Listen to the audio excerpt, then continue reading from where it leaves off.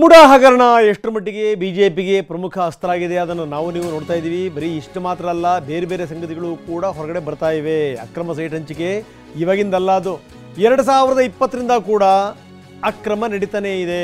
ಇದಕ್ಕೆ ಸಂಬಂಧಪಟ್ಟಂಗೆ ಜಿಲ್ಲಾಧಿಕಾರಿ 1 ವರ್ಷದ ಹಿಂದೆನೇ ವರದಿ ಕೊಟ್ಟಿದ್ರಂತೆ.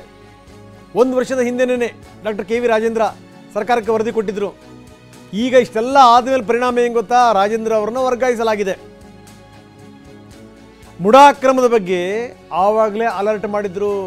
1,000 ಕೋಟಿ ನಷ್ಟ ಆಗುತ್ತೆ, ಹುಷಾರಾಗಿರಬೇಕು ಅಂತ ಪತ್ರ ಬರೆದಿದ್ರು. ಮೆಚ್ಚಬೇಕು, ನಿಜಕ್ಕೂ ಅಪ್ರಿಷಿಯೇಟ್ ಮಾಡಬೇಕು ರಾಜೇಂದ್ರ ಅವ್ರನ್ನ.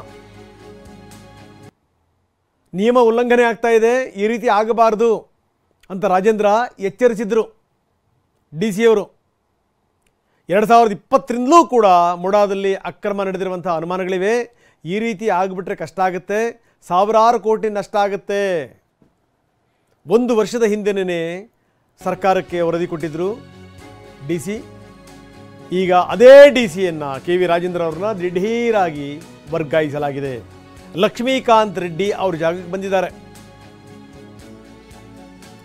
ಈ ಹಿಂದೆ ಮೈಸೂರು ಪಾಲಿಕೆಯ ಆಯುಕ್ತರಾದಂಥ ಲಕ್ಷ್ಮೀಕಾಂತ್ ರೆಡ್ಡಿ ನೂತನ ಜಿಲ್ಲಾಧಿಕಾರಿ. ಮೈಸೂರು ಜಿಲ್ಲಾಧಿಕಾರಿ ಕೆ ವಿ ರಾಜೇಂದ್ರ ಇಲ್ಲಿಂದ ಟ್ರಾನ್ಸ್ಫರ್.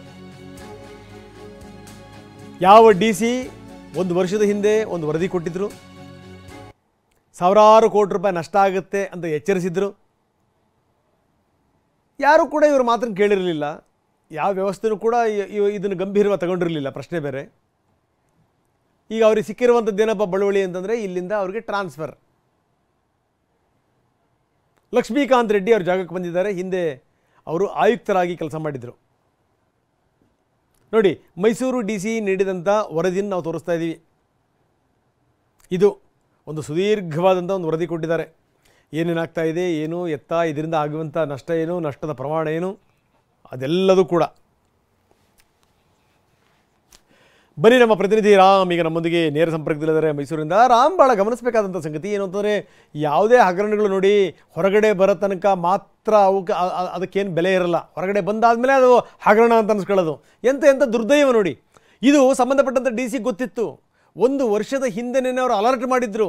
ಇದಕ್ಕೆ ಸಂಬಂಧಪಟ್ಟಂಗೆ ಒಂದು ವಿಸ್ತೃತ ವರದಿ ಕೊಟ್ಟಿದ್ದರು. ಇಷ್ಟೆಲ್ಲ ಆದಮೇಲೂ ಕೂಡ ಏನೂ ಆಗಲಿಲ್ಲ. ಇದು ಇವತ್ತು ಸರ್ಕಾರದ ಕುತ್ತಿಗೆಗೆ ಬಂದು ನಿಂತ ಮೇಲೆ ಇವೆಲ್ಲ ಸಂಗತಿಗಳು ಕೂಡ ಹೊರಗಡೆ ಬರ್ತಾ ಇವೆ. ಏನು ನಡೆದಿದೆ 2020ರಿಂದ ರಾಜೇಂದ್ರ ರಾಮ್ ಹಾಗಾದರೆ? ಖಂಡಿತವಾಗಿಯೂ ರಂಗನಾಥ್, ಗಿಡವಾಗಿ ಬಗ್ಗದ್ದು ಮರವಾಗಿ ಬಗ್ಗುತ್ತಾ ಅನ್ನೋ ಒಂದು ಮಾತು ಸರ್ಕಾರಕ್ಕೆ ಅರ್ಥವಾಗಿದ್ರೆ ಖಂಡಿತವಾಗಿಯೂ ಮುಡಾ ಹಗರಣ ಆಗ್ತಾನೆ ಇರಲಿಲ್ಲ, ಸರ್ಕಾರದ ಕುತ್ತಿಗೆಗೆ ಬರ್ತಾನೆ ಇರಲಿಲ್ಲ. ಯಾಕಂದ್ರೆ ಈ ಒಂದು ಹಗರಣ ಆಗಿರುವಂಥದ್ದು 2020ರಿಂದ ನಿರಂತರವಾಗಿ 2024ರವರೆಗೂ ನಿಯಮ ಬಾಹಿರವಾಗಿ, ಕಾನೂನು ಬಾಹಿರವಾಗಿ ಮುಡಾಗೆ ಸಾವಿರಾರು ಕೋಟಿ ನಷ್ಟವನ್ನ ಮಾಡಿದ್ದಾರೆ ಅಂತೇಳಿ ಬೇರೆ ಯಾರೋ ಹೇಳಿರೋದಲ್ಲ.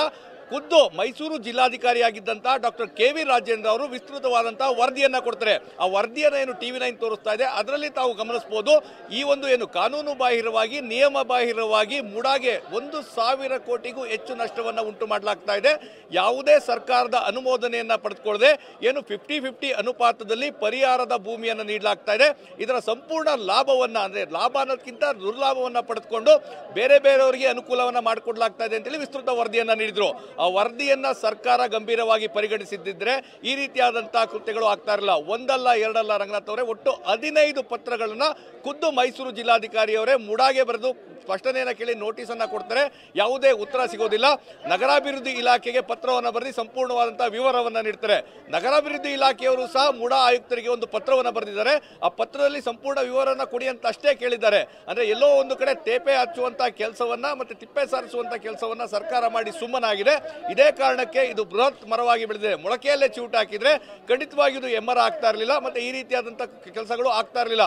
ಒಟ್ಟಾರೆ ಮುಡಾದಲ್ಲಿ 2020ರಿಂದಲೂ ಸಹ 24ರವರೆಗೂ ಸಾವಿರಾರು ಕೋಟಿ ನಷ್ಟವನ್ನ ಮಾಡಿರೋದು ಮೇಲ್ನೋಟಕ್ಕೆ ಈಗ ಸಾಬೀತಾಗಿದೆ.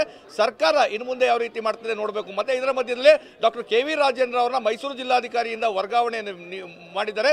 ಲಕ್ಷ್ಮೀಕಾಂತ್ ರೆಡ್ಡಿ ಅವರು ಆ ಸ್ಥಾನಕ್ಕೆ ಬಂದಿದ್ದಾರೆ. ಈಗಾಗಲೇ ಆಡಳಿತಾತ್ಮಕವಾದಂತಹ ಇದು ವರ್ಗಾವಣೆ ಅಂತ ಹೇಳಿದ್ರು ಸಹ ಎಲ್ಲೋ ಒಂದು ಕಡೆ ಮೈಸೂರಿಗರಿಗೆ ಮತ್ತೆ ಸಾರ್ವಜನಿಕರಿಗೆ ಡಾಕ್ಟರ್ ಕೆ ವಿ ರಾಜೇಂದ್ರ ಅವರ ವರ್ಗಾವಣೆಯಿಂದ ಮುಡಾ ಹಗರಣವನ್ನು ಮುಚ್ಚು ಹಾಕುವಂತಹ ಕೃತ್ಯ ಆಗ್ತಾ ಇದೆ ಅನ್ನೋ ಒಂದು ಅನುಮಾನ ಖಂಡಿತವಾಗಿಯೂ ಕಾಡ್ತಾ ಇದೆ. ರಾಜೇಂದ್ರ 30 ಪತ್ರಗಳು ಪತ್ರಗಳನ್ನು ಬರೆದರೂ ಕೂಡ ಏನೂ ಆಗಿಲ್ಲ. ಆ 30 ಪತ್ರಗಳನ್ನು ಸುತ್ತಿ ಒಂದು ಹಾರ ಮಾಡಿ ಈ ಸರ್ಕಾರ ನಡೆಸ್ತಿರುವಂಥವ್ರ ಕೊಳ್ಳಿಗೆ ಹಾಕಿ ಸನ್ಮಾನ ಮಾಡಬೇಕು. ಎಂಥ ದುರಂತ ನೋಡಿ. Thank you very much Ram, ತಮ್ಮೆಲ್ಲ ಮಾಹಿತಿ